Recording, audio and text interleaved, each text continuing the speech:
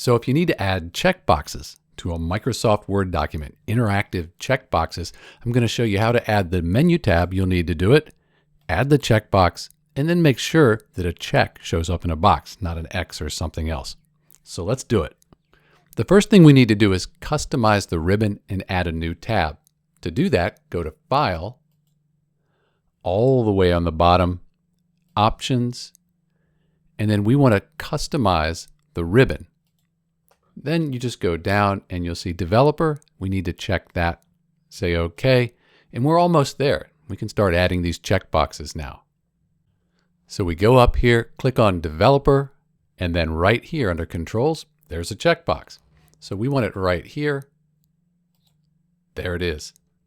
The thing is, it's interactive. It's an interactive checkbox, but it puts an X in it. And I really want to see that check there.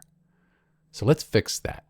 So select the text box, go to Properties, and down here under Checked Symbol, Change, font should be Wingdings 2, and there it is. Say OK, say OK, and now when we click that, it's a check mark. And we can copy this and paste it in front of these other things here if we want to have other checkboxes here in our list. And that's it. If you're having trouble with things being grayed out, check in the description below. There's some solutions that might fix that for you. That happens sometimes.